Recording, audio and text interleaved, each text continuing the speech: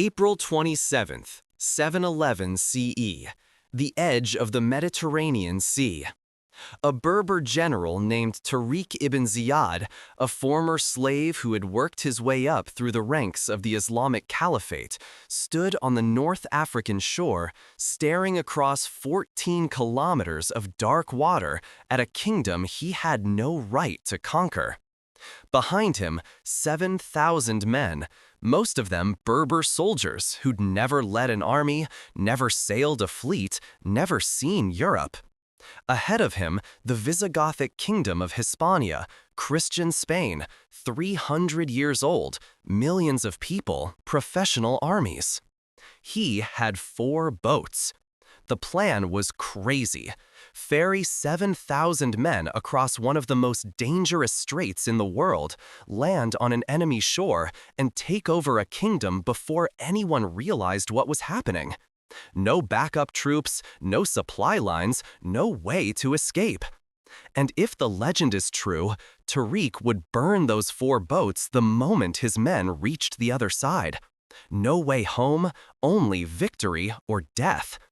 So, how does a former slave with no fleet, no royal blood, and no backup conquer one of the most powerful kingdoms in Europe in less than 3 years? That's the story we're telling today. But before we begin, if you value history that feels real, that makes you think, hit that like button and drop a comment. It truly helps this reach people who care about the past as much as you do. Now, let's go back to the year 711. To understand how Tariq pulled off the impossible, you need to understand what he was facing and what was already broken before he ever set foot on European soil. The year is 710 CE, 1 year before the invasion. The Visigothic Kingdom of Hispania, what we now call Spain and Portugal, had ruled the Iberian Peninsula for 3 centuries. The Visigoths were a Germanic people who had settled there after the fall of Rome. They built churches, set up a capital in Toledo, and created a kingdom that stretched from the Pyrenees Mountains in the north to the southern coast. From the outside, it looked stable, powerful even, but on the inside, it was falling apart. King Witiza had just died. The circumstances were suspicious. Some said poison, others said natural causes. It didn't matter. What mattered was what happened next. Witiza's sons believed the throne was theirs. They had lineage, they had support in the northern provinces, they had the church. But the Visigothic nobility in Toledo didn't care about bloodlines. They wanted a soldier, someone who could hold the kingdom together by force.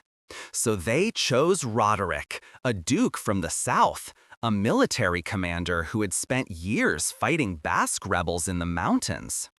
Roderic took the throne. Witiza's sons refused to accept it.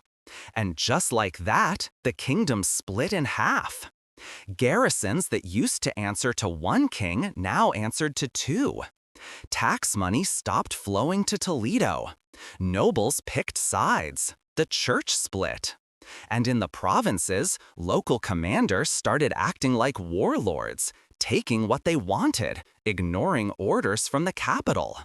Meanwhile, the Jewish population, who made a big portion of Hispania's cities, were living under brutal mistreatment, forced conversions, property taken away, entire communities uprooted.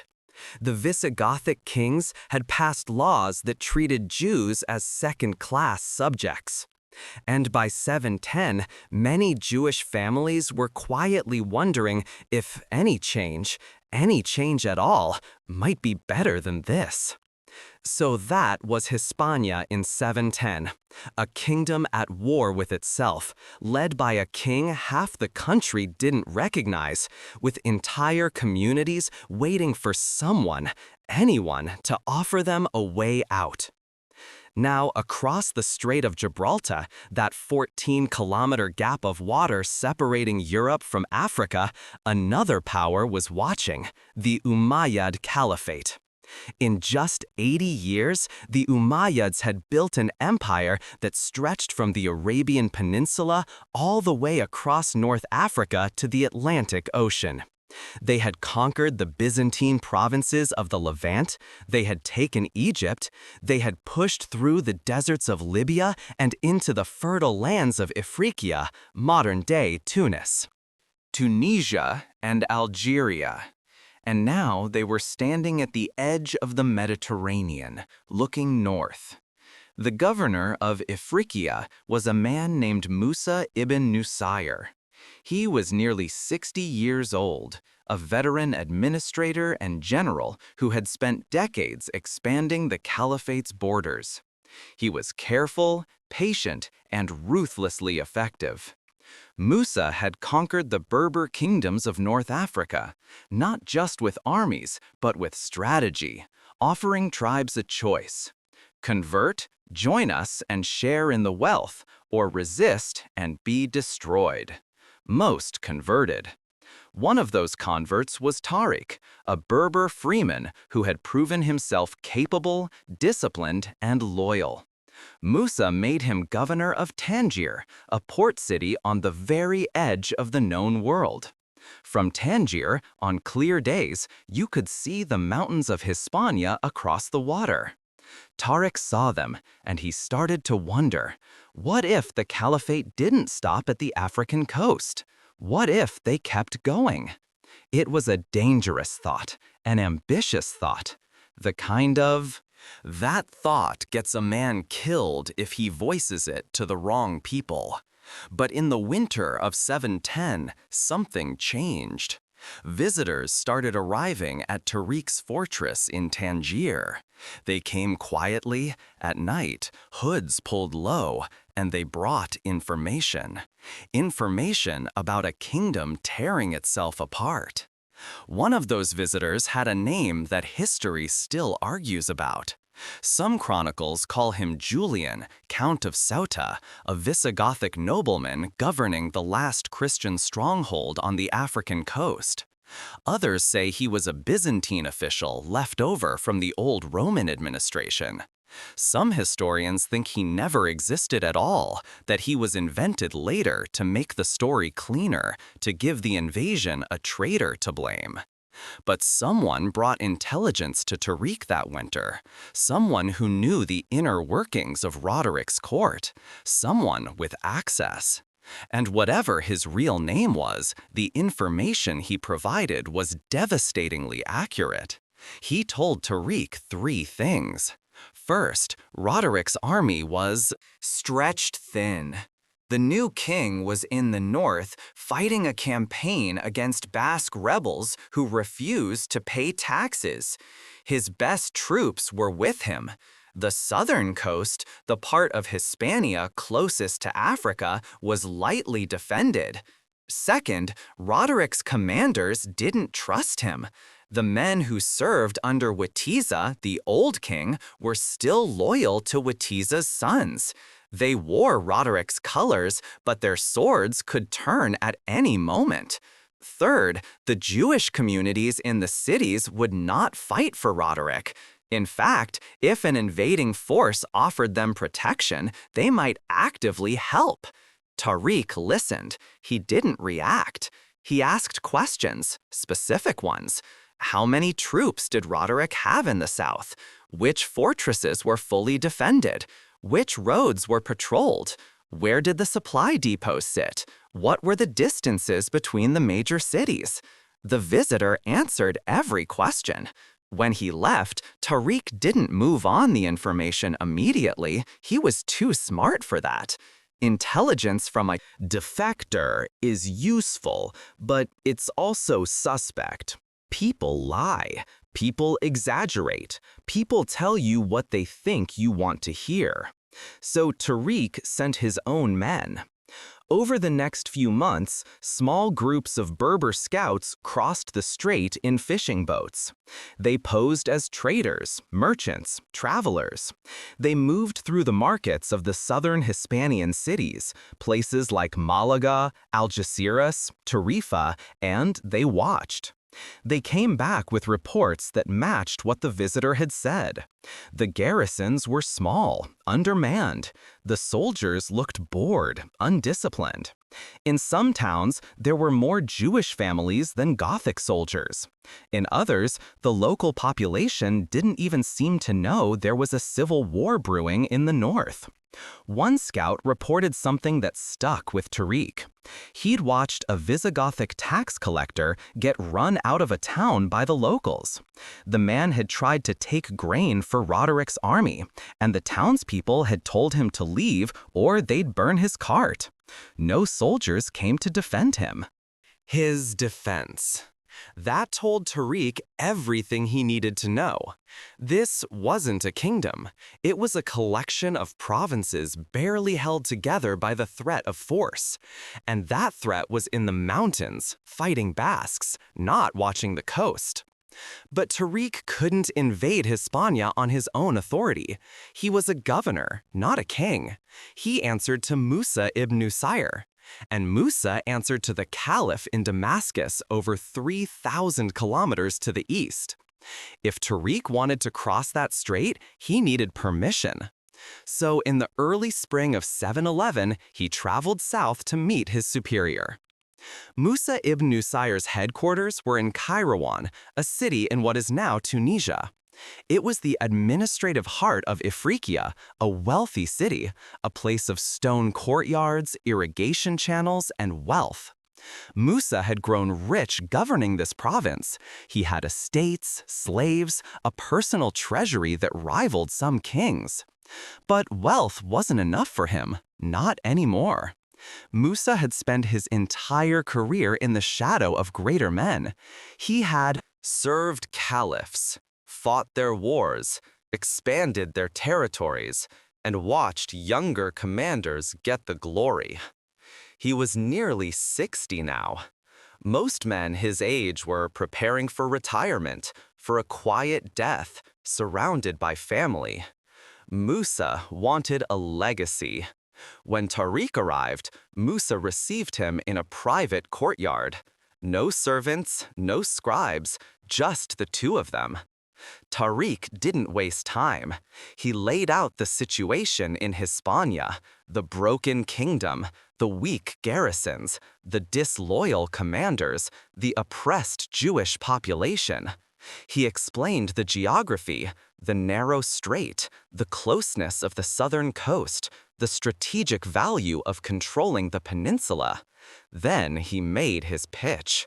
If we move now, before Roderic strengthens his power, we can take the south in a matter of weeks, establish a foothold, force him to fight on two fronts, and if the kingdom collapses the way my sources say it will, we won't just take the coast, we'll take the whole peninsula. Musa didn't respond immediately. He was a cautious man. He'd seen ambitious plans before. Most of them failed.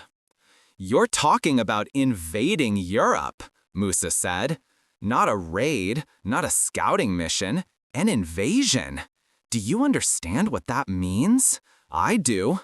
If you fail, the Caliph will ask me why I authorized it. He'll want to know why I sent Muslim soldiers to die on a gamble. I won't fail." Musa studied him. Tariq wasn't boasting. He wasn't trying to impress. He was stating a fact the way a man states the weather. "How many men do you need?" Musa asked. 7,000, mostly infantry. Enough cavalry to watch our movements, light and fast. 7,000 men to invade a kingdom of millions. 7,000 men to take advantage of a kingdom that's already defeating itself. Musa stood and walked to the edge of the courtyard. He looked out over the city, his city, the one he'd governed for nearly a decade. He was thinking about legacy. If Tariq succeeded, Musa's name would be remembered forever. The governor who opened Europe to Islam, the man who extended the caliphate. Beyond Africa and into the heart of Christendom. If Tariq failed, Musa could deny him, claim it was an unauthorized raid, blame a rogue subordinate. It was a calculated risk, and Musa had built his career on calculated risks. He turned back to Tariq. You can have 7,000 men, mostly Berbers. Your people will follow you. I'll give you a few Arab cavalry commanders to keep command structure intact. You'll cross the strait, take a defensible position on the coast, and hold it. If the situation develops the way you say it will, I'll send reinforcements. If it doesn't, you pull back. Tariq nodded. But understand this, Musa continued, his voice dropping. If you cross that strait and take ground in Hispania, you don't get to fail quietly. Either you win decisively or you die trying. There is no middle ground. Do you accept that? Tariq met his eyes. I accept it. Musa gave a thin smile. Then go prepare your men. And Tariq, he paused, don't make me regret this. Tariq returned to Tangier and began assembling his force. 7,000 men, most of them Berbers, men from the tribes of the Atlas Mountains, the Sahara, the coastal plains. They were experienced fighters, but they weren't professional soldiers in the Roman or Persian sense. They were tribal warriors who had converted to Islam in the past generation and now fought for the caliphate.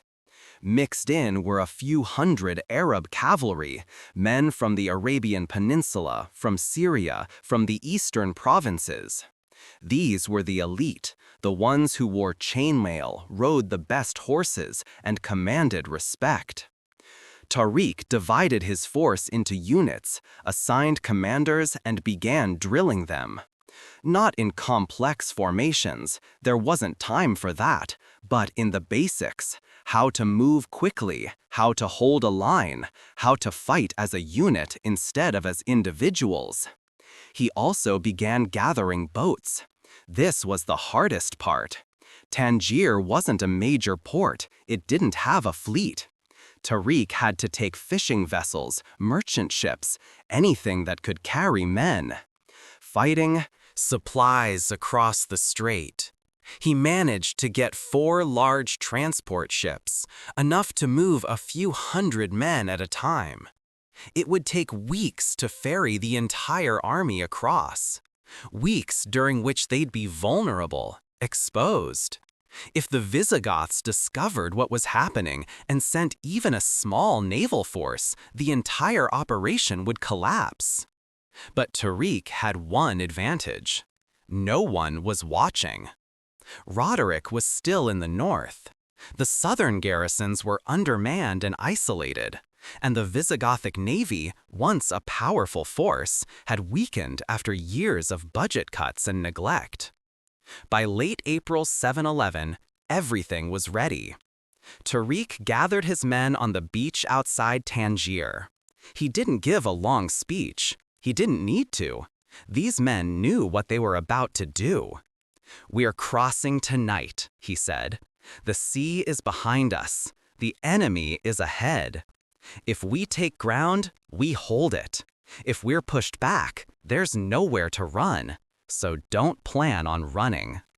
One of the younger soldiers, barely 20, raised his hand. "Sir, what if the boats sink?" Tariq looked at him. "Then you swim." No one laughed. It wasn't a joke. That night, under a moonless sky, the first wave of soldiers climbed into the boats and pushed off from the African shore. Tariq stood at the front of the lead vessel, hand on the mast, eyes fixed on the dark shape of the northern coast. 14 kilometers of black water, a kingdom of millions on the other side, and no way back. The crossing took 4 hours. 4 hours of cold wind, black water, and the sound of wood creaking under the weight of armed men who didn't know how to swim. Tariq's boat was overcrowded. 30 soldiers packed into a vessel meant for 20. Some sat, some stood. All of them gripped the rails or each other, trying to keep their balance as the boat rocked in the current. The Strait of Gibraltar is tricky. It looks narrow, 14 kilometers at its closest point, but the currents are vicious. The Mediterranean and the Atlantic meet here, and the water moves in unpredictable ways. A boat can be sailing north and suddenly get pulled east or west by an undertow strong enough to flip it. Tariq had hired local fishermen to navigate, men who knew these waters, who'd spent their lives crossing back and forth, but even they looked nervous. One of the soldiers leaned over the side and threw up, then another. The smell of sickness mixed with salt air and sweat. No one spoke. There was nothing to say. Halfway across, the wind picked up.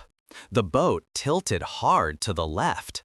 A crate of supplies slid across the deck and almost went overboard before two men caught it. Someone whispered a prayer in Tamazight, the Berber language. Others joined in Arabic. Tariq didn't pray. He kept his eyes on the northern shore, watching the dark outline of the mountains slowly grow larger. By the time the first boats reached the coast, the sky was starting to lighten. Dawn was maybe an hour away. They landed at the base of a massive limestone rock that stuck out of the coastline like a fortress. Built by God, it rose nearly 400 meters straight up, visible for kilometers in every direction. The Greeks had called it one of the pillars of Hercules, the edge of the known world. To the Phoenicians, it had been a sacred landmark. To Tariq, it was a foothold. His men dragged the boats onto the narrow beach and collapsed. Some kissed the ground, others just sat in silence, soaking wet, shivering. Tariq didn't let them rest long. "Get up," he said. "We're exposed here. I want sentries on the high ground, scouts east and west along the coast. Everyone else, unload the boats and get them back across. We've got 6,000 more men to bring over." It took 3 weeks. The operation ran like this. The boats would cross at night carrying soldiers, then return at dawn with the current. During the day, they'd make a second trip loaded with supplies, grain, weapons, water, medical equipment, then back again, over and over. Tariq set up a strict rotation to avoid exhausting the crews. He also posted scouts on both sides of the strait to watch for Visigothic patrols. None came. The southern coast of Hispania was so lightly defended that Tariq's men moved freely. They scouted the nearby towns, mapped the roads, identified which fortresses were defended and which were abandoned. One of Tariq's officers, an Arab cavalry commander named Moghith al-Rumi, reported back after a scouting mission to the town of Algeciras about 10 kilometers north. "The garrison has maybe 50 men," Moghith said. "They didn't even challenge us. We rode right past them. I don't think they've received orders in months." Tariq nodded. "Did they see you?" "Yes. And they didn't send a rider to Toledo?" "No, they just watched us leave." That told Tariq something important. The local commanders either didn't believe an invasion was happening, or they didn't care. Either way, it bought him time. By mid-May, the entire force, 7,000 men, was assembled on European soil. Tariq stood on the beach and looked at his army. Berber infantry with spears and round shields. Arab cavalry on horseback. Archers. A supply train of camels and mules. It wasn't a massive force by the standards of the great empires, but it was disciplined, mobile, and ready. The question now was what to do with the boats. Here's where history gets complicated. Later historians, writing decades or even centuries after the fact, claimed that Tariq ordered the boats burned the moment the last soldier landed. The story became legendary, a commander so committed to victory that he destroyed his own means of retreat, forcing his men to fight or die. But did it actually happen? Some historians say no. Burning 4 large transport ships would have been wasteful. Tariq needed them to send messages back to Musa, to receive supplies, to maintain contact with North Africa. Destroying them made no sense. Others argue that Tariq didn't need to literally burn the boats to achieve the same effect.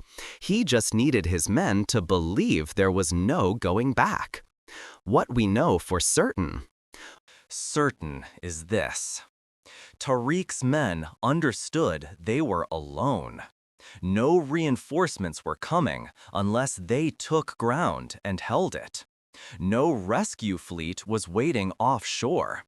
They had crossed into enemy territory with enough supplies for a few weeks, and after that, they'd have to live off the land or starve. Whether the boats burned or not, the message was the same. There was no retreat.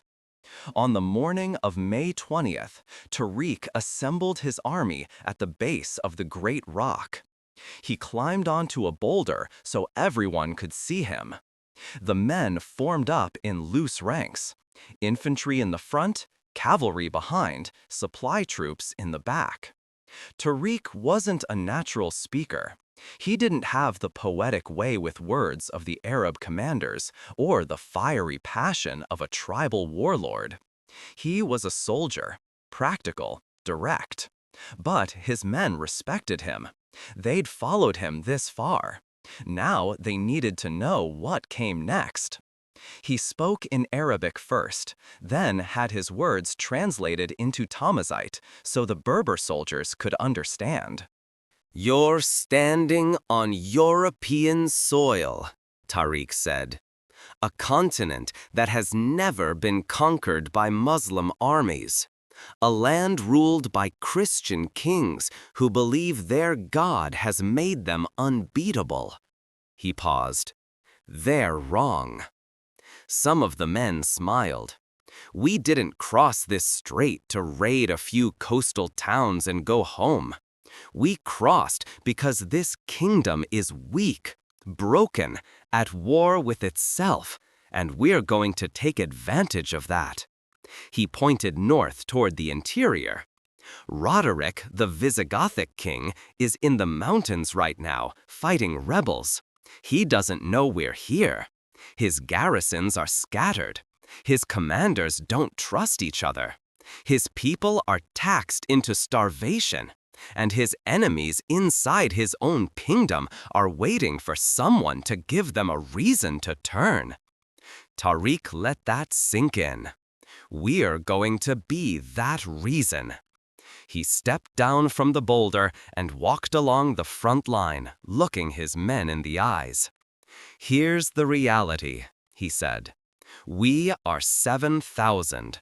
They are millions. We have no fleet behind us, no supply lines, no reinforcements unless we earn them. The sea is at our backs. The enemy is ahead. You have 2 choices: fight and win, or die here." One of the younger soldiers, the same one who'd asked about the boat sinking, spoke up. "What happens if we lose a battle?" Tariq stopped walking and turned to face him. "Then we lose the war," he said simply. "We don't have enough men to lose battles and keep fighting. Every battle has to count. Every decision has to be right. There's no room for mistakes." The weight of that settled over the army like a heavy blanket. "But here's what they don't have," Tariq continued, his voice rising slightly. "They don't have unity. They don't have loyalty. They don't have a cause worth dying for. We do. We didn't come here for gold or slaves or glory. We came here because this land is within our reach, and we have the will to take it. He pointed at the rock behind them, the massive limestone pillar that would carry his name into history. That rock is ours. Now, this beach is ours, and every kilometer we march north becomes ours. Not because we're stronger than them, but because we want it more. The men began to murmur, not in doubt, in agreement. So, here's the plan, Tariq said. We move fast. We don't surround fortresses. We go around them. We don't fight battles we don't have to. We make the enemy come to us. And when Roderic finally realizes we're here and marches south to stop us, we'll be ready. He drew his sword and held it up. This is a war of speed and will. If we're faster and more determined than they are, we win. It's that simple. He put away the sword.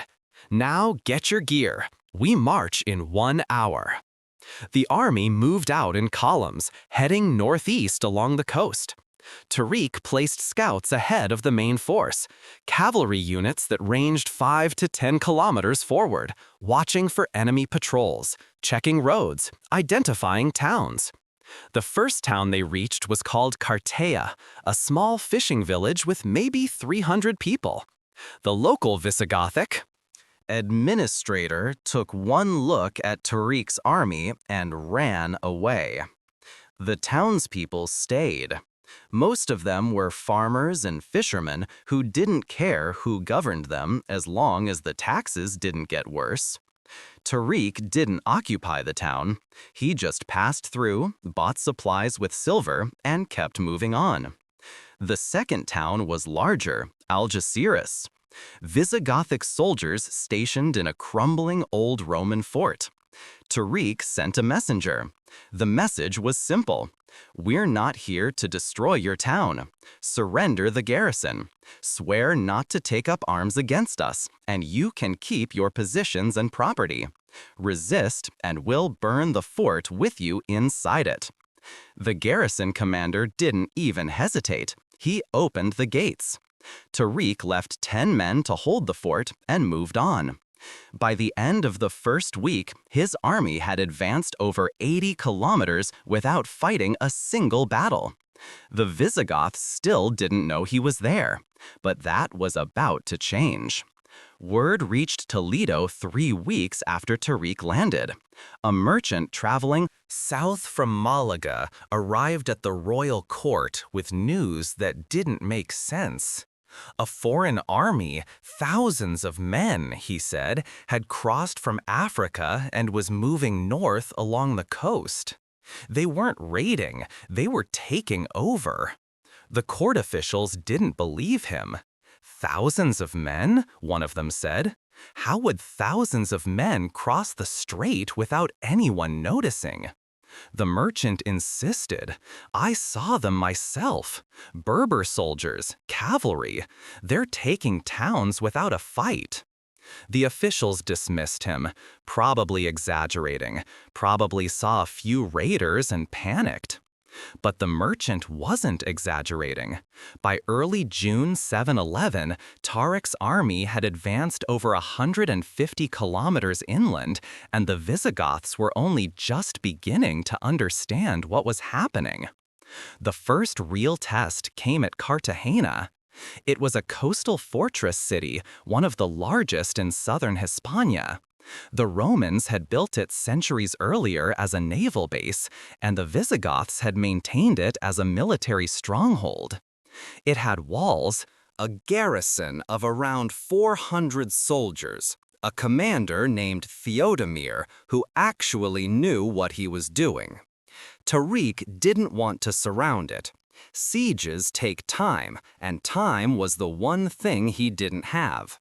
If Roderic got word of the invasion and gathered the royal army, Tariq needed to be in a strong position, not stuck outside a fortress waiting for the walls to come down. So he tried something else. He sent messengers to Theodemir with a message. "You've seen the size of my army," the message read. "You know your garrison can't hold against us. I'm offering you terms. Surrender the city. Swear not to take up arms against us, and you keep your title, your lands, and your wealth. You'll govern Cartagena as you always have. You'll just pay tribute to us instead of to Roderic. Refuse, and we'll take the city by force. You'll lose everything." Theodemir wasn't an idealist. He was a practical man who understood math. He had 400 soldiers. Tariq had 7,000. The walls of Cartagena were strong, but not strong enough to hold indefinitely. And even if he managed to hold out for weeks, what then? Would Roderic send reinforcements? Roderic didn't even know Tariq existed yet. Theodemir accepted the terms. He opened the gates, handed over formal control of the city, and swore an oath not to resist. In exchange, Tariq allowed him to remain as governor under Muslim authority.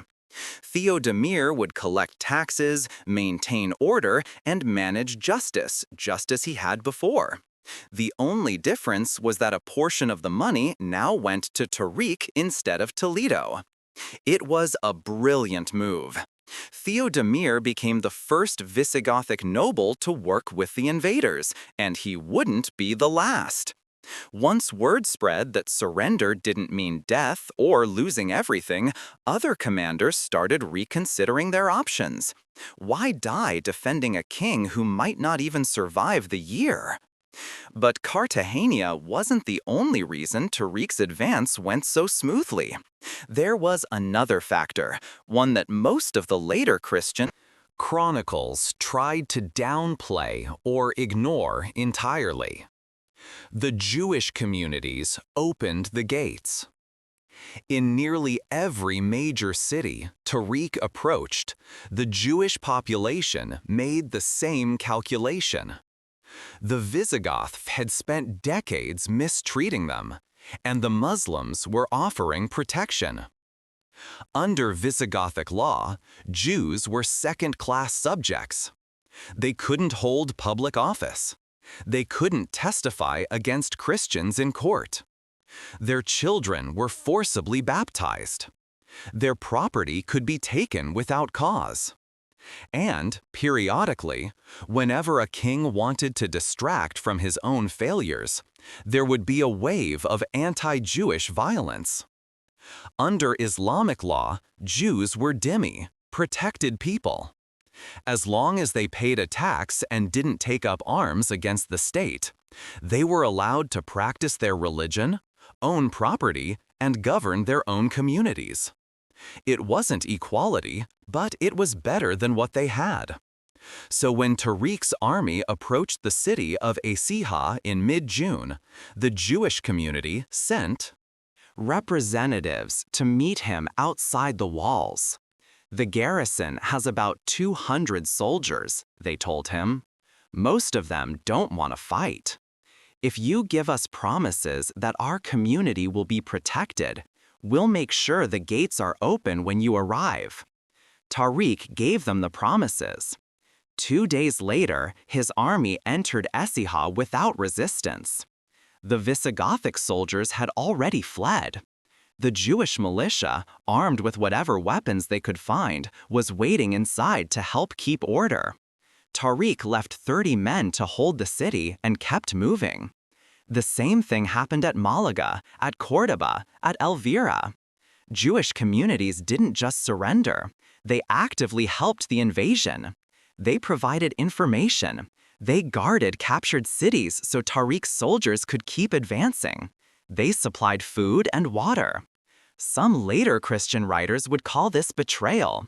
But from the perspective of the Jewish communities, it wasn't betrayal. It was survival. They weren't helping invaders destroy their homeland.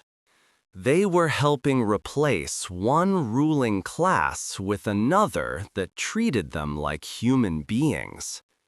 By late June, Tariq controlled most of the southern coast and was pushing inland toward the heartland of the Visigothic Kingdom. His strategy was simple: move fast, avoid sieges, take what's given, and force the enemy to react. It was working. Towns that might have fought back crumbled without a fight. Garrison commanders abandoned their posts. Local populations, exhausted by years of civil war and corruption, didn't lift a finger to stop him. And Roderic still didn't know. He was 500 kilometers to the north, camped in the mountains with his army, putting down a Basque rebellion that had been dragging on for months. But someone finally got word to him. A rider from Toledo arrived at Roderic's camp in early July with an urgent message from the royal court. A foreign army has invaded the south. They've taken Cartagena, Athia, Córdoba, and Malaga. They're moving toward Seville. Roderic didn't believe it. "How large is this army?" he demanded. "Reports say 7,000, maybe more. And no one stopped them. The garrisons surrendered, my lord, some without a fight." Roderic's face went cold. He immediately stopped the campaign against the Basques and began marching south with the full strength of the royal army, approximately 25,000 men. It would take him 2 weeks to reach the south. Tariq knew he was coming. On July 10th, Tariq's scouts reported that a massive Visigothic force was moving south from the interior. Banners of the royal household, heavy cavalry, thousands of infantry. This was it. The gamble had worked. Tariq had drawn Roderic out of the mountains and forced him to fight on ground of Tariq's choosing. But now came the hard part. Tariq had 7,000 men. Roderic had 25,000. On paper, it wasn't even close. Tariq gathered his commanders in a field outside the city of Jerez de la Frontera. They spread a rough map on the ground, just a piece of cloth with charcoal markings showing. "The major roads and rivers. Roderic is moving fast," Tariq said. "He'll be here in less than a week. We have 2 options. Pull back to the coast and fortify, or meet him in open battle." One of the Arab cavalry commanders, Mughith al-Rumi, shook his head. "If we pull back, we lose everything we've taken. The towns will flip back to Roderic the moment we're gone. We'll be trapped on the coast with our backs to the sea." "And if we fight?" another commander asked. "We're outnumbered 3-1. 4-1, Mughith corrected. Tariq looked at the map. "Roderic has numbers," he said, "but he doesn't have loyalty. Half his army is made up of levies, farmers, and townspeople forced to fight. The other half are nobles who hate each other. Some of them are still loyal to Witiza's sons. If we can break his line, his army will collapse." "That's a big if," someone muttered. Tariq nodded. "It is, but we didn't cross a sea and take half a kingdom just to hide on a beach." He pointed to a spot on the map near a sea. "River called the Guadalete. We'll meet him here. Open ground, wide enough for his cavalry to move, but not so wide that he can surround us. We hold the center, force him to commit, and wait for the cracks to show." "And if the cracks don't show?" Mughith asked. Tariq looked up at him. "Then we die, but we make it expensive." The commanders exchanged glances. No one argued. They had crossed the sea, burned the boats, or might as well have. There was no path home except through Roderic's army. Tariq stood. "Get the men ready. We march at dawn. In 5 days, we're either going to take this kingdom or we're going to be buried in it. July 19th, 711 CE. Two armies faced each other across a flat plain near the Guadalete River, somewhere in the heartland of southern Hispania. The exact location has been lost to history. Some say it was near Medina Sidonia, others closer to what's now Jerez. It doesn't matter. What matters is what happened there. On one side, King Roderic's royal army, 25,000 men. Gothic heavy cavalry in full armor, levied infantry from the provinces, spearmen, archers, the largest force the Visigothic Kingdom could gather on short notice. On the other side, Tariq's invasion force, 7,000 men, Berber infantry, Arab cavalry, no siege engines, no fortifications, just soldiers who knew they had nowhere to run. The odds weren't close, but Tariq wasn't counting on odds. He was counting on something else. Roderic arrived first. His army had marched hard from the north, covering over 400 kilometers in less than 2 weeks. The soldiers were exhausted. The supply chain was stretched thin. But Roderic didn't care. He needed to crush this invasion quickly, decisively, and publicly. He had a reputation to rebuild. The fact that a foreign army had walked into his kingdom, taken half a dozen cities, and faced no real resistance, that made him look weak, incompetent. If he didn't destroy Tariq here, the nobles who already doubted him would start openly plotting against him. So Roderic didn't just bring soldiers, he brought spectacle.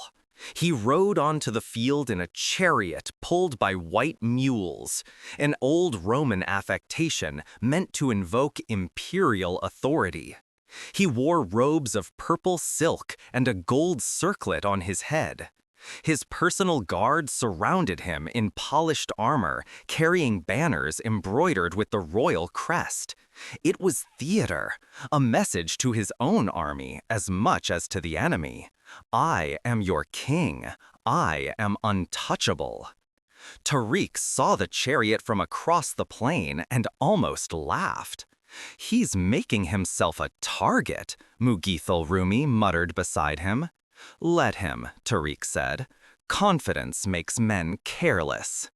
Tariq's army had arrived the night before and set up a defensive position on a low rise with the river at their backs. It wasn't ideal. If they lost, there was no retreat route, but it gave them higher ground and forced Roderic to attack uphill. Tariq deployed his men in a simple formation. Infantry in the center, standing shoulder to shoulder with interlocking shields. Cavalry on both flanks. Archers behind the infantry line, ready to shoot volleys over their heads. No reserves, no tricks, just a solid line that would either hold or break. The men were quiet. Some checked their weapons for the 10th time. Others murmured prayers. A few stared across the field at the massive Visigothic army assembling in front of them and wondered if they'd made a terrible mistake. Tariq walked the line. He stopped in front of a young Berber soldier who was barely 20 years old. The soldier was holding his spear so tightly that his knuckles had turned white. "Is this your first battle?" Tariq asked. The soldier nodded yes. "Are you scared?" Another nod. Tariq put a hand on his shoulder. "Good. Being scared keeps you alert. Just remember, they're more scared of us than we are of them." "How do you know?" the soldier asked. "Because we chose to be here," Tariq said. "They were forced." He walked away. At noon, the battle started. Roderic's commanders set up their troops in the traditional Visigothic style. Heavy cavalry on both sides, foot soldiers in the center.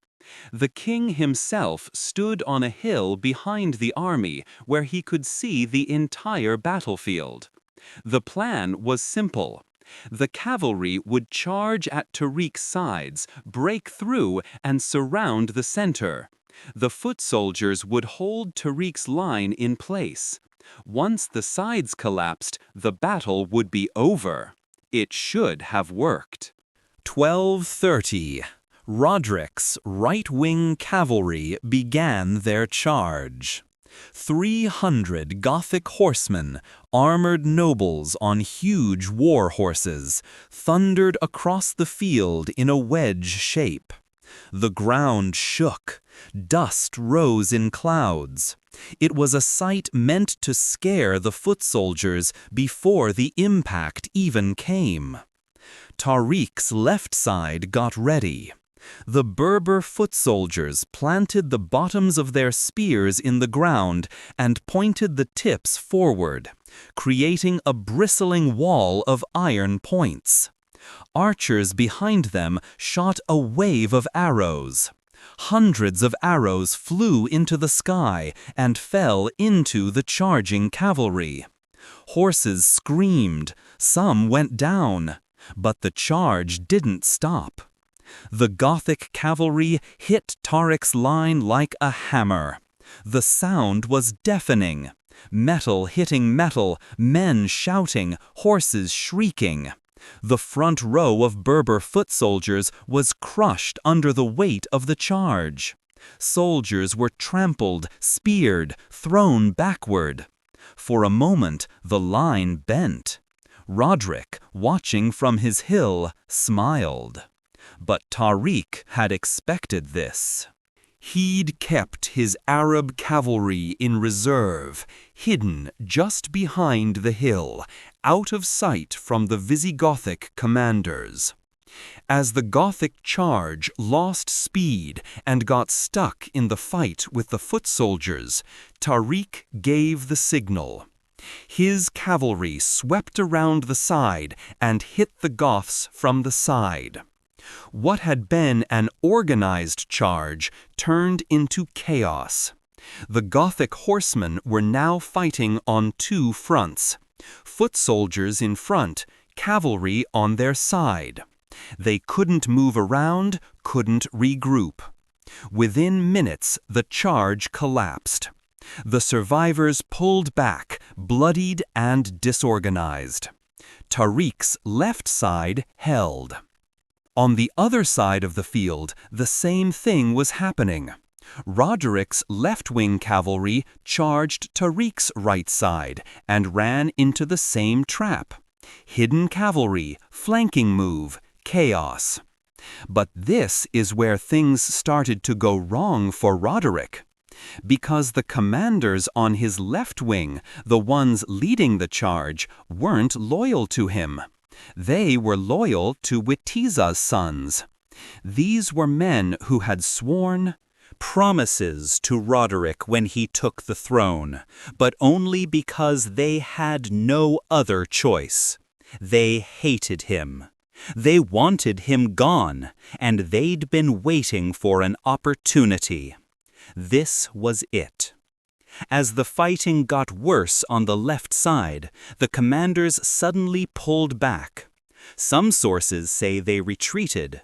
Others say they actually turned against Roderic's forces. Either way, the result was the same. Roderic's left wing collapsed, not because they were beaten, but because their own commanders abandoned them. Panic spread through the Visigothic lines. Soldiers on the left saw their officers retreating and thought the battle was lost. They broke ranks and ran. The foot soldiers in the center, seeing the left wing fall apart, started to shake. Roderic saw it happening from his command post. He screamed orders, sent messengers, threatened executions. None of it mattered. His army was falling apart. In desperation, Roderic did something no king should ever do. He left his protected position and rode into the battle himself. He came down from the hill, left his chariot, got on a war horse, and charged into the center of the fighting, surrounded by his personal guard. It was a final, desperate attempt to rally his men through sheer presence. No one knows exactly what happened next. What we know is that Roderic was never seen alive again. Some records say he was cut down in the fight, struck by a spear or sword, and killed instantly, his body lost among thousands of corpses.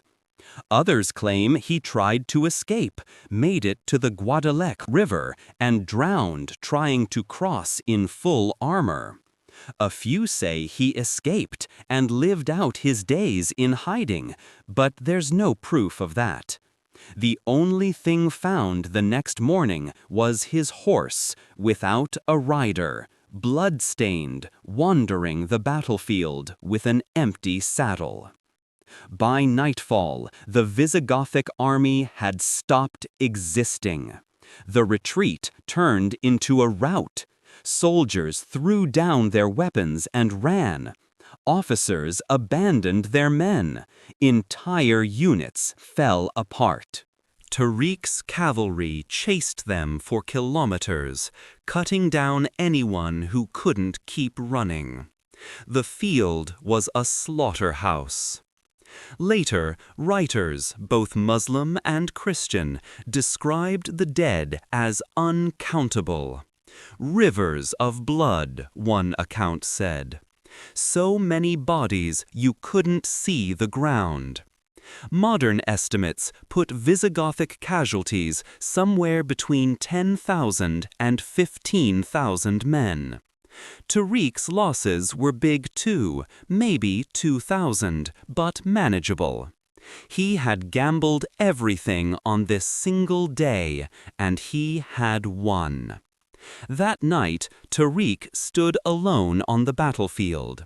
His men were camped a few hundred meters away, celebrating, singing, shouting. They'd done the impossible, beaten an army 4 times their size, shattered a kingdom. But Tariq wasn't celebrating. He walked among the dead. Visigothic soldiers still in their armor, faces frozen in expressions of terror or pain. Young men, farmers who'd been forced to join the army and march south. Nobles who died for a king they didn't believe in. One of Tariq's officers found him there. "Sir, the men are asking for you. They want to hear you speak." Tariq didn't turn around. "Tell them to get some rest," he said quietly. "This isn't over."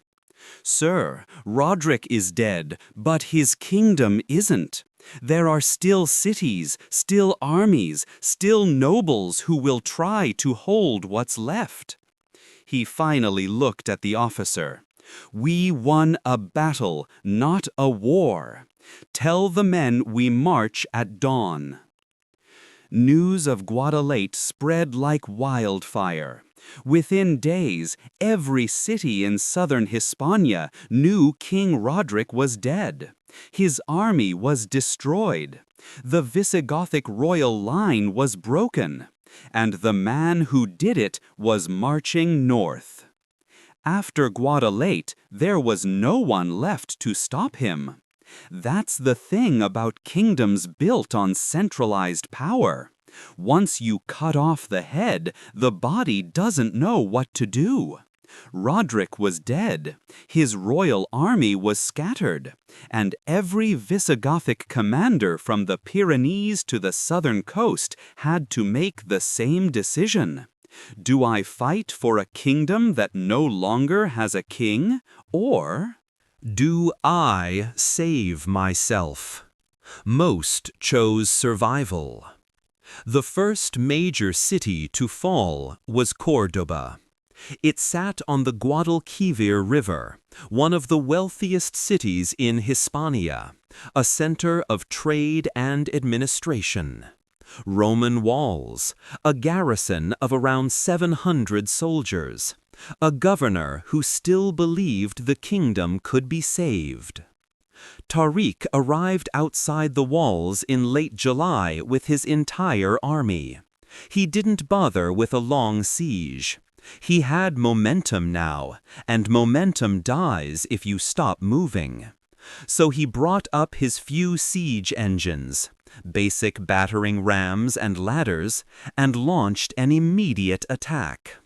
The defenders fought for 3 days. On the afternoon of the 3rd day, a section of the wall collapsed under repeated ramming. Tariq's foot soldiers poured through the breach. The Visigothic garrison tried to hold the streets, but they were outnumbered, exhausted, and discouraged. By nightfall, the city had fallen. Tariq gave strict orders: no looting, no violence against civilians. Anyone who surrendered was spared. He needed these cities intact. Burning them down would make him a conqueror with nothing to rule. The governor of Córdoba was captured trying to escape through a side gate. Tariq had him brought to the main square. "You fought well," Tariq told him. "Your men did their duty, but it's over. Swear a promise not to take up arms again, and you can go free." The governor stared at him. "You expect me to abandon my king?" "Your king is dead," Tariq said. "You're not abandoning him. You're surviving him." The governor didn't swear the promise. He was imprisoned instead. One of the few Visigothic nobles who chose loyalty over survival. Tariq left a garrison of 200 men to hold Córdoba and moved on. Agia didn't even try to resist. When Tariq's army appeared outside the walls in early August, the city gates opened before he could deploy his troops. A group of local officials came out to negotiate terms. "We heard what happened at Guadalete," one of them said. "We heard what happened at Córdoba. We're not soldiers. We're administrators, merchants. We just want to live." Tariq gave them the same terms he'd given everyone else. Accept Muslim rule. Pay tribute. Keep your property and positions. They accepted. Tariq didn't even enter the city. He left 50 men to oversee the transition and kept marching. Seville was different. It was the religious heart of the Visigothic Kingdom, home to the metropolitan archbishop, seat of church power in the south. The walls were strong, the garrison was well supplied, and the people inside believed God would protect them. Tariq laid siege in mid-August. For 4 weeks, his forces surrounded the city, cutting off supply routes and launching attacks on the gates. The defenders held. They had enough food to last months, enough water from wells inside the walls. They weren't going to starve anytime soon, but they also weren't getting reinforcements. Inside Seville, the leadership was divided. The military commander wanted to fight to the last man. "If we hold long enough," he argued, "the nobles in the north will rally. They'll raise another army. We just have to buy time." But Archbishop Appas, Witiza's brother, the same man who had opposed Roderic from the beginning, saw things differently. "There is no army coming," Appas said during a council meeting. "Roderic is dead. The royal line is broken. The nobles in the north are fighting each other, not the invaders. If we hold this city until we starve, we die for nothing." "We die for our faith," the commander shot back. "Our faith doesn't require us to be fools," Appas replied. The argument went back and forth for days. Finally, Appas made a decision on his own. He sent a messenger to Tariq with an offer.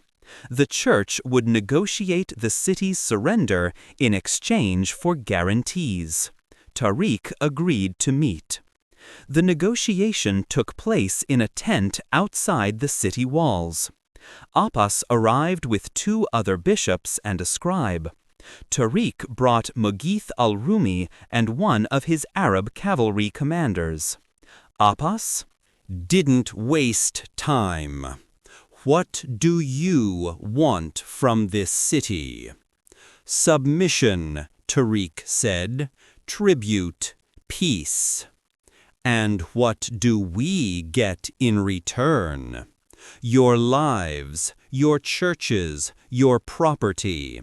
You can continue to practice your religion, govern your people, and live as you did before, under our authority." Appas studied him. "And if we refuse?" "Then I keep sitting outside your walls until you run out of food, or until my patience runs out and I storm the gates. Either way, you lose." Appas nodded slowly. "If I open the gates, the military commander will call it treason." "Then don't let him stop you." 2 days later, Appas and a group of church officials quietly opened one of the side gates at night. Tariq's soldiers entered, secured the walls, and by morning, the city was under Muslim control. The military commander barricaded himself in the fortress with 100 loyal men and refused to surrender. Tariq gave him 3 days to reconsider. On the 3rd day, the commander's own men turned him over in exchange. For clemency, Seville had fallen. By September, Tariq controlled every major city in southern Hispania. But there was one place he hadn't taken yet, the one that mattered most, Toledo, the capital. It sat in the center of the peninsula, perched on a hill, surrounded by the Tagus River on 3 sides. A natural fortress. It was the seat of Visigothic power, the home of the royal treasury, the symbol of the kingdom itself. If Tariq took Toledo, the war was over. He began the march north in late September with his full force. As his army moved through the countryside, they passed through towns and villages that had already heard the news. Some people fled into the hills. Others stayed and watched the soldiers pass, silent and uncertain. No one tried to stop them. When Tariq reached the outskirts of Toledo in early November, he expected resistance, a final stand, a desperate defense by whatever forces the Visigoths had left. Instead, he found the gates open. The city was abandoned. Tariq entered Toledo on foot, walking through streets lined with empty houses and shuttered shops. The Visigothic nobility had fled. The garrison had dissolved.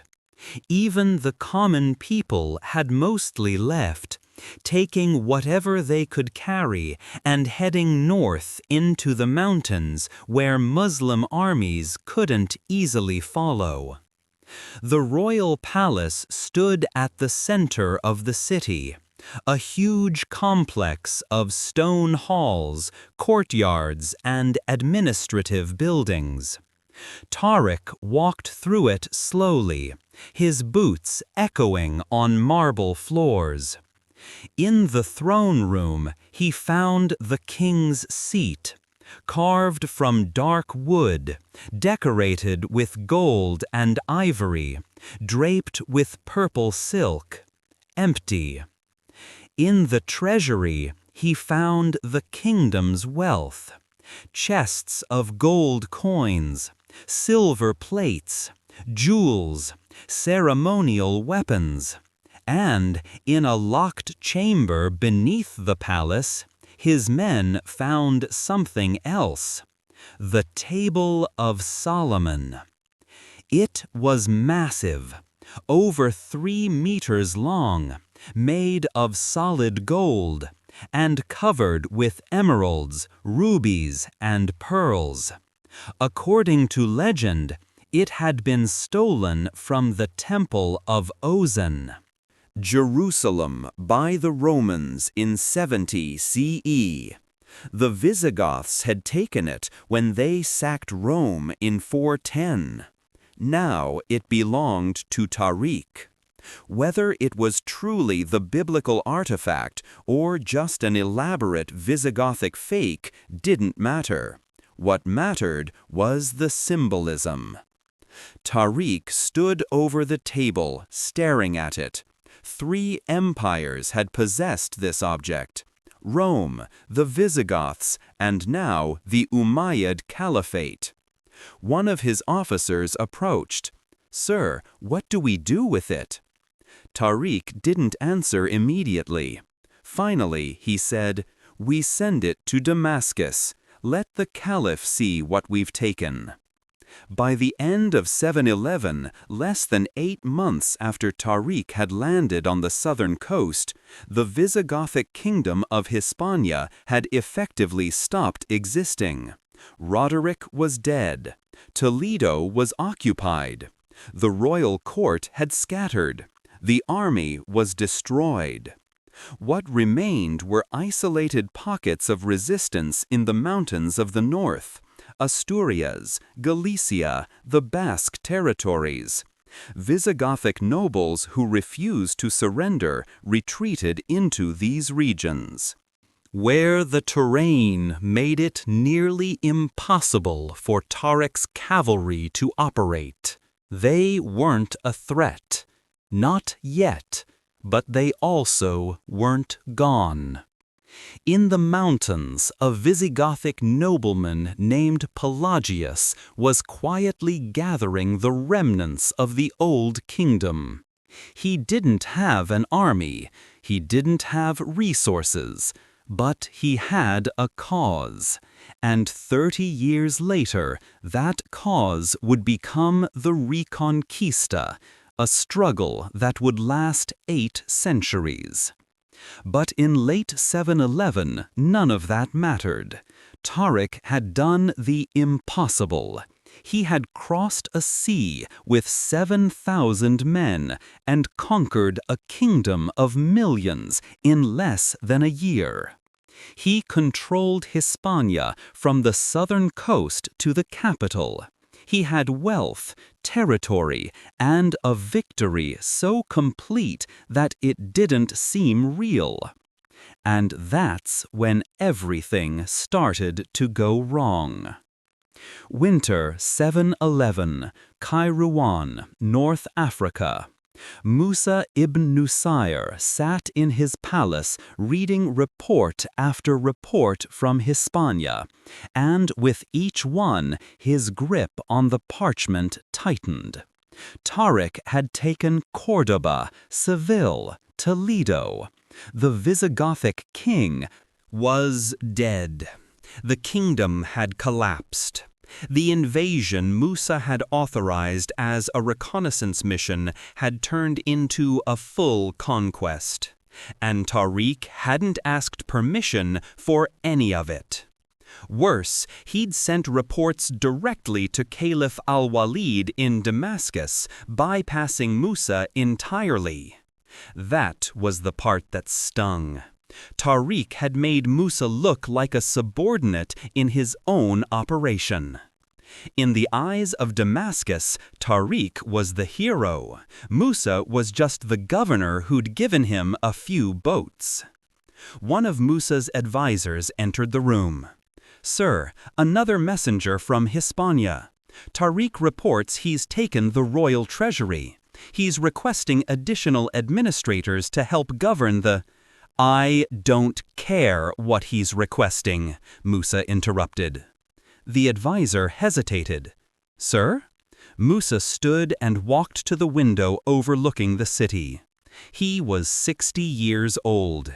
He'd spent decades building the caliphate's power in North Africa, fighting wars, negotiating treaties, managing provinces.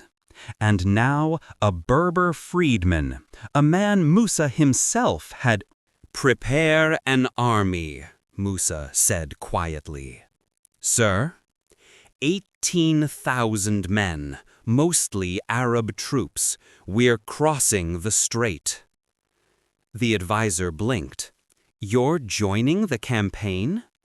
Musa turned to face him, and his expression was cold.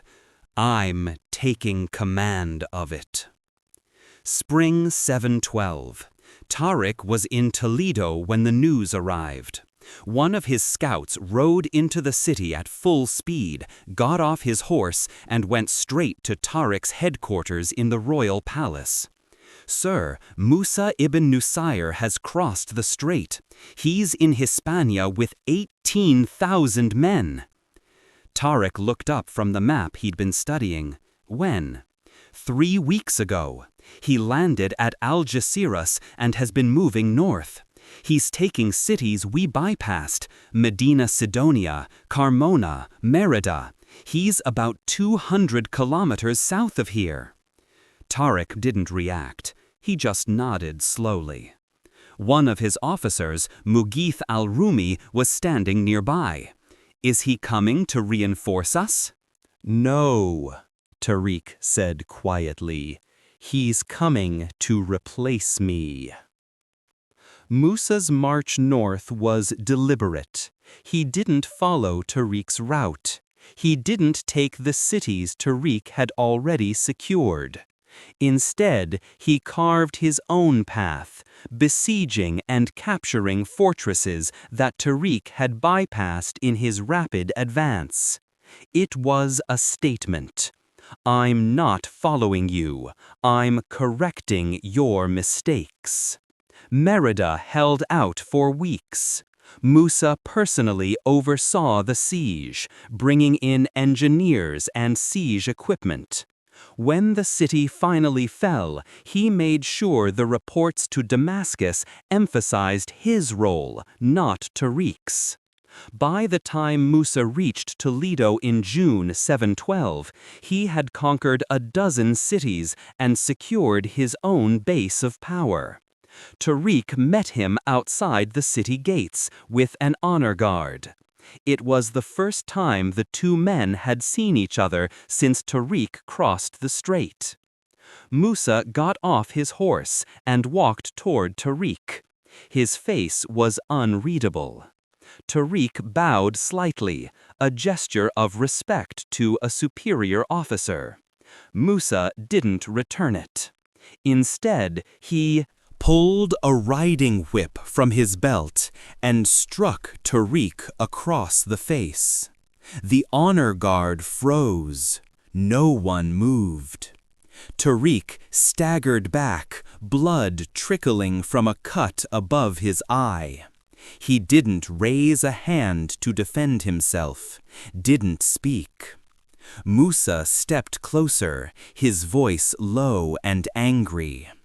"You crossed into Hispania without permission. You took cities without reporting to me. You sent reports to the Caliph as if you were conducting this campaign independently. You've forgotten your place." Tariq met his eyes, but said nothing. Musa struck him again. "You're a freedman," Musa hissed, "a governor of a minor port. You command because I allow it. You succeed because I gave you the resources. And yet you treat this conquest as if it's yours." He shoved Tariq backward. "It's not. It's mine. Everything you've taken here, every city, every piece of gold, every victory, it belongs to the caliphate. And I am the caliphate's representative here, not you." Tariq wiped the blood from his face and finally spoke. "I did what was necessary. You did what was insubordinate.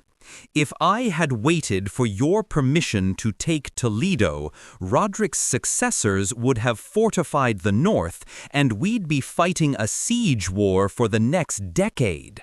I moved fast because the opportunity was there. You moved fast because you wanted glory," Musa shot back. Tariq didn't argue. There was no point. Musa put away his whip and turned to address the assembled officers, both his and Tariq's. "From this moment forward, I am in command of all military operations in Hispania. Tariq ibn Ziyad will continue to serve under my authority, but all decisions regarding troop movements, sieges, and governance will be approved by me. Is that understood?" The officers nodded. Musa looked back at Tariq. "You'll accompany me on the next phase of the campaign. We're moving northwest into the provinces you haven't secured, and you'll follow my orders." "Exactly." Tariq bowed his head. "Yes, sir." For the next year and a half, Musa and Tariq campaigned together across Hispania. But it wasn't a partnership. It was a hierarchy. Musa took personal command of every major operation. When the city of Zaragoza fell, Musa's name was on the report. When Tarragona surrendered, Musa accepted the terms. When the northwestern provinces surrendered, Musa signed the treaties. Tariq became a supporting officer, still respected by the soldiers, still effective in battle, but stripped of the independent authority that had made his initial conquest possible. The two men barely spoke. Musa made sure to send regular reports to Damascus, carefully framing the story. "I have taken Hispania with the assistance of my officers, including Tariq ibn Ziyad." He didn't lie. He just repositioned himself as the architect of the conquest. And it worked. By the end of 713, the Umayyad Caliphate controlled virtually the entire Iberian Peninsula. The only holdouts were small pockets in the mountains, irrelevant for now. Musa had his legacy. But someone in Damascus was watching, and they were getting suspicious. Late 713, a messenger arrived from the east. He carried a sealed letter bearing the caliph's seal. It was addressed to both Musa ibn Nusayr and Tariq ibn Ziyad. Musa opened it in his headquarters in Seville with Tariq present. The letter was brief. "You are commanded to return to Damascus immediately. Bring with you a full account of the conquest, the treasures seized, and representatives of the defeated peoples. The Caliph wishes to see the extent of your victories in person." It was phrased as an honor, a summons to present their triumph before the Caliph and receive recognition. But Musa read between the lines. Caliph al-Walid was dying. His successor, Suleiman, was already positioning himself to take power, and Suleiman hated Musa. The two men had clashed years earlier over a political appointment, and Suleiman had never forgotten. If Musa returned to Damascus now with al-Walid on his deathbed, he'd be walking, but he couldn't refuse a direct order from the caliph. Tariq saw the look on Musa's face. "What is it?" Musa handed him the letter. Tariq read it and handed it back without a word. "We're being recalled," Musa said quietly. "Both of us." "Is that unusual?" "It's dangerous." Tariq didn't ask why. He understood politics well enough to know that success made men powerful, and powerful men made enemies. "When do we leave?" Tariq asked. 2 months. We'll gather the plunder, select prisoners to bring as proof of the conquest, and make the journey east. Musa stood and walked to the window. Outside, the city of Seville stretched out beneath a clear sky. A city he had taken, a land he had conquered. But it wasn't his. It belonged to the caliph, and the caliph could take it away as easily as he'd given the order to seize it. "Make sure your affairs are in order," Musa said without turning around. "Whatever happens in Damascus, we won't be coming back here." The journey from Hispania to Damascus was over 4,000 kilometers. It took Musa and Tariq 6 months.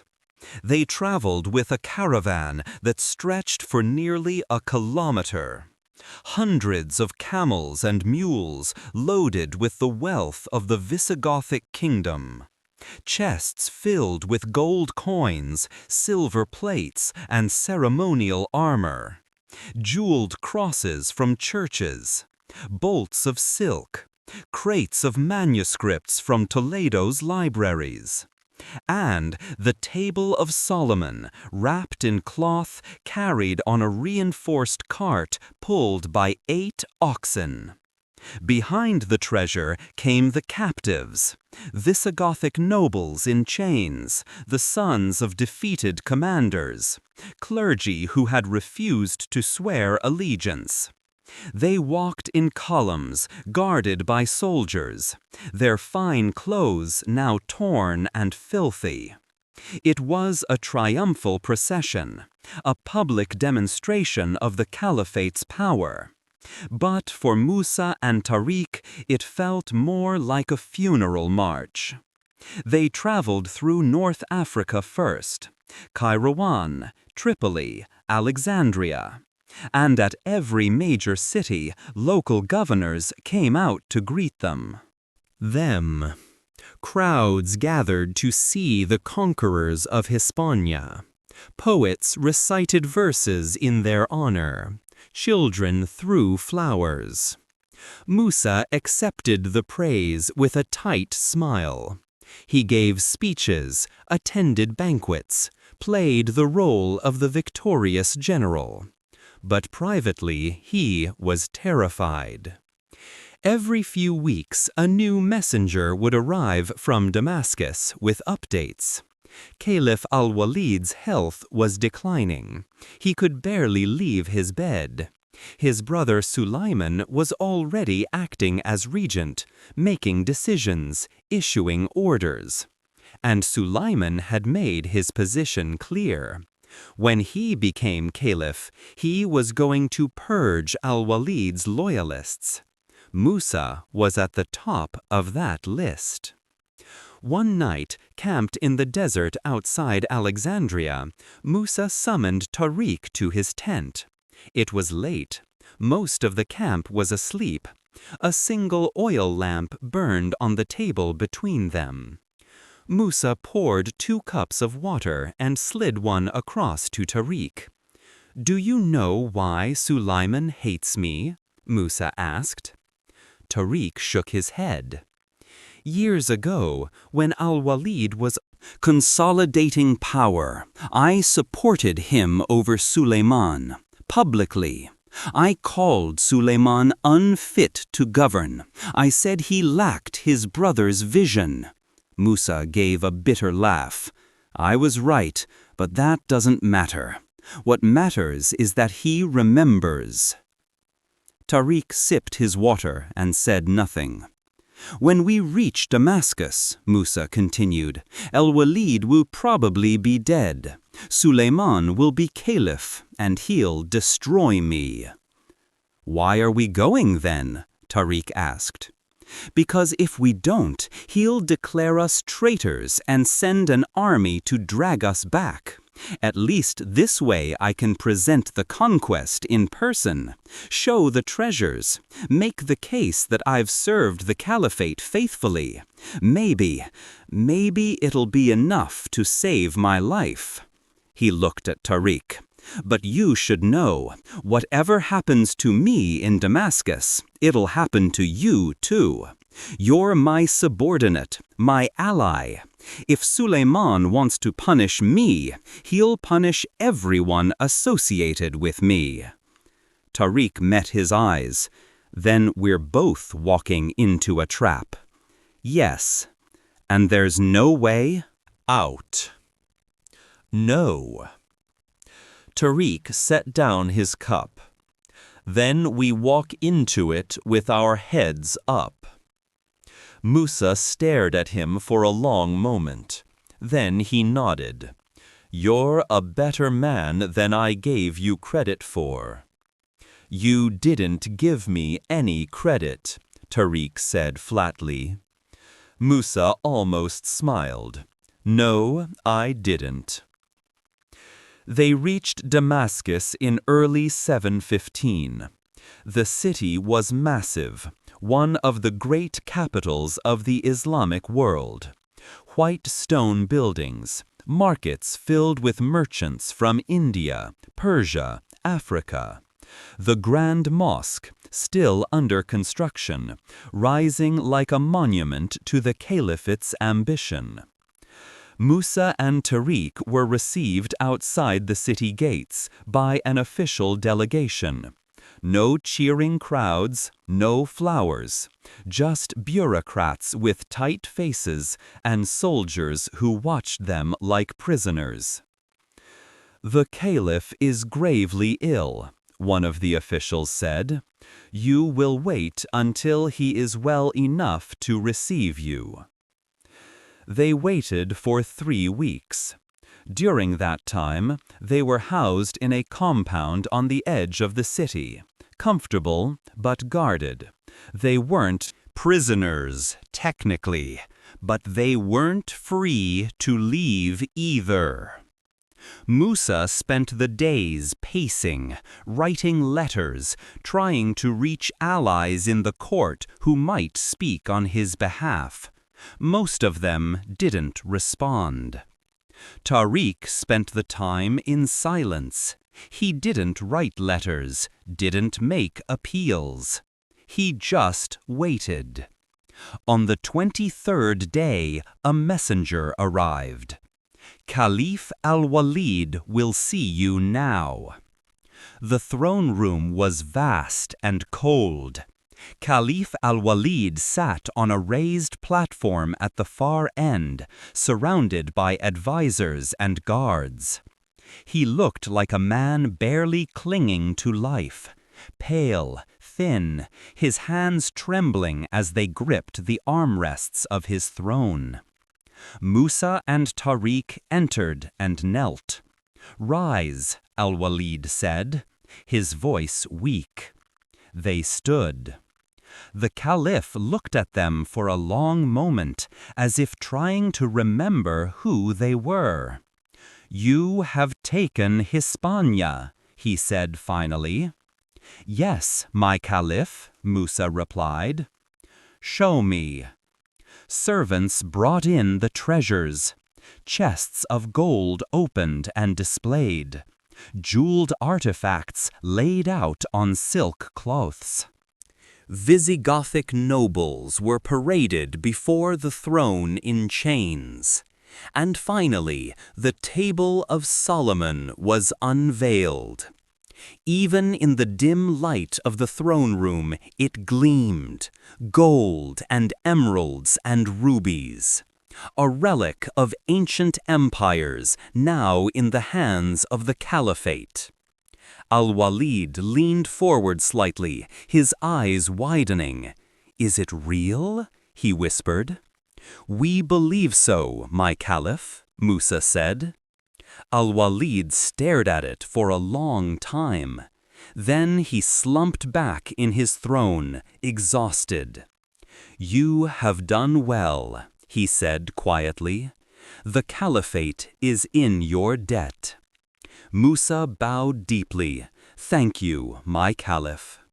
But Al-Walid wasn't finished. "However," he continued, his voice hardening slightly, "there have been complaints. Reports that you acted independently, that you enriched yourself at the Caliphate's expense, that you delayed sending the treasury here because you wanted to keep it for yourself." Musa's face went pale. "My Caliph, I would never." Al-Walid raised a hand to silence him. "I am too old and too sick to investigate these claims. My brother will handle it when he takes the throne." The room went silent. Everyone knew what that meant. Al-Walid dismissed them with a wave of his hand. 6 days later, Caliph Al-Walid ibn Abd al-Malik died. Sulayman ascended to the throne immediately, and within 24 hours, Musa ibn Nusair was summoned before the new caliph. Tariq was not invited. What happened in that meeting was never fully recorded, but the outcome was clear. Musa was stripped of all his titles. His estates were taken away. He was fined a huge sum, far more than he could pay, and publicly humiliated in the Grand Mosque. The official charges were corruption and insubordination. The real reason was revenge. Sulayman didn't care about Hispania. He cared about destroying a man who had opposed him.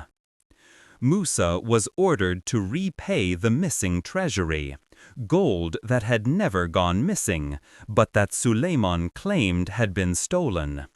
When Musa couldn't pay, his remaining properties were seized. He died 2 years later. In poverty, forgotten by the empire he had spent his life expanding. Tariq's fate is harder to trace. Some sources say he was dismissed from service and lived quietly in Damascus until his death. Others claim he was imprisoned for a time, then released. A few suggest he was executed, though there's no proof of that. What's certain is that after 715, Tariq ibn Ziyad disappeared from the historical record. The man who had crossed the Strait of Gibraltar with 7,000 men and conquered a kingdom was erased as thoroughly as if he'd never existed.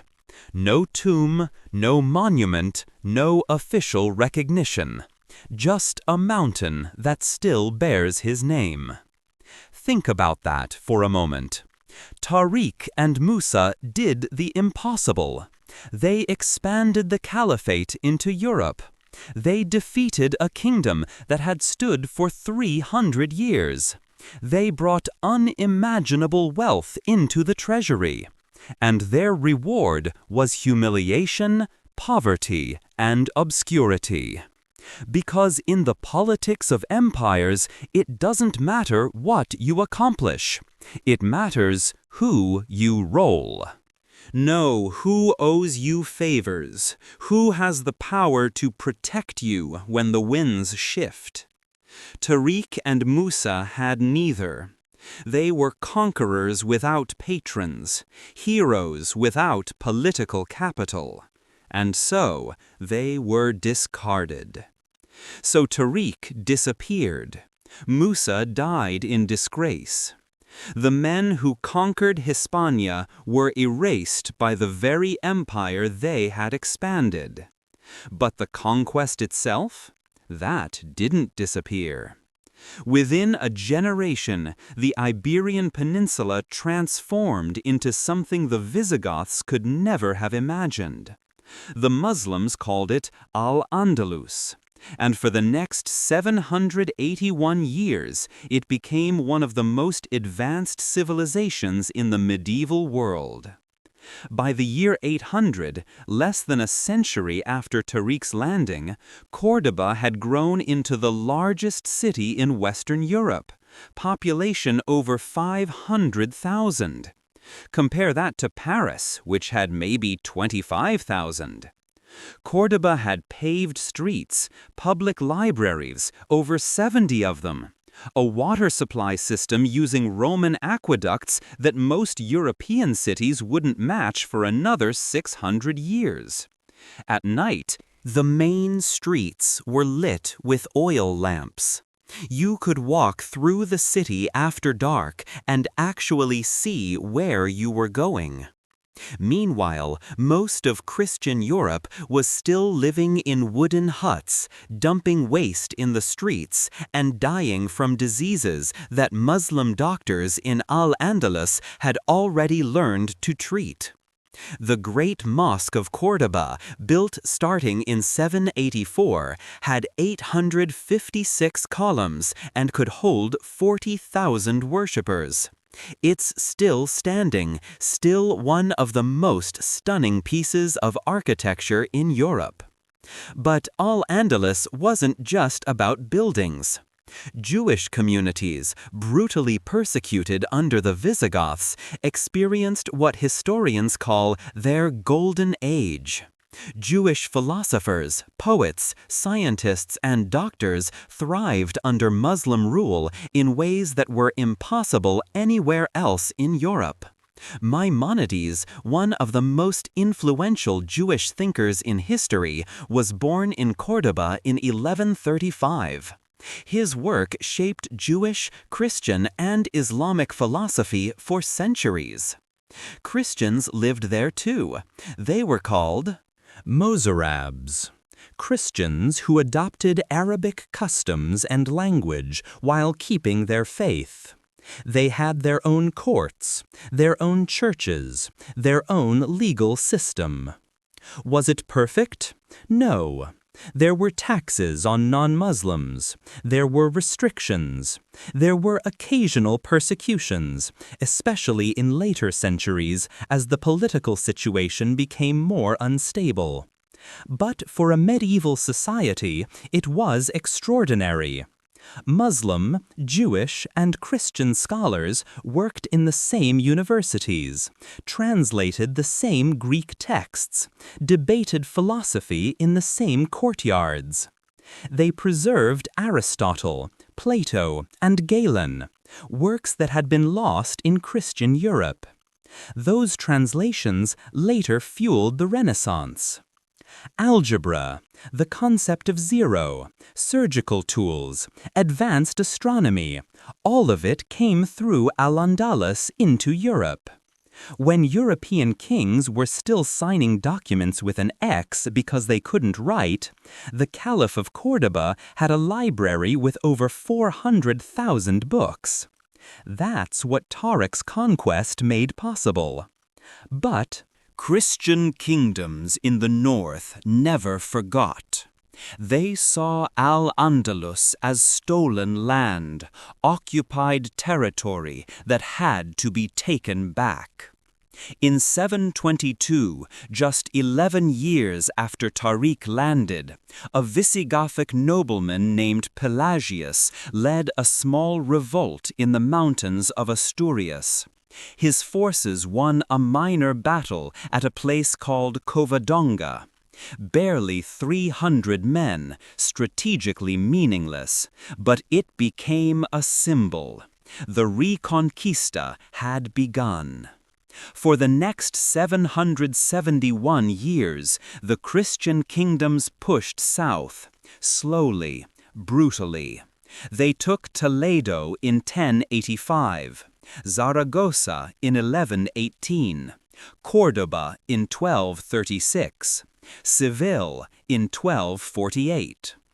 And on January 2nd, 1492, 781 years after Tariq's crossing, the last Muslim stronghold, Granada, surrendered to King Ferdinand and Queen Isabella. Al-Andalus was over. What happened next was erasure. 4 months after taking Granada, Ferdinand and Isabella issued the Alhambra Decree. All Jews had to either convert to Christianity or leave Spain. Tens of thousands fled to North Africa, the Ottoman Empire, anywhere that would take them. And those who stayed and converted were watched, investigated, and often tortured by the Spanish Inquisition. Muslims faced the same ultimatum a few years later. The mosques were demolished or turned into churches. The libraries were burned.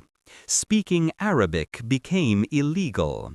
Islamic and Jewish culture, centuries of it, was systematically erased. Spain became a Catholic empire, and for the next 500 years the story of Al-Andalus was taught as a dark chapter, an occupation, a stain that had finally been washed away. Only in the last few decades have historians started re-examining what was actually lost. Here's what we know. When Al-Andalus fell, Europe lost its most advanced centers of learning. The translation work stopped. The scientific progress stalled. The multi-religious coexistence, flawed as it was, ended.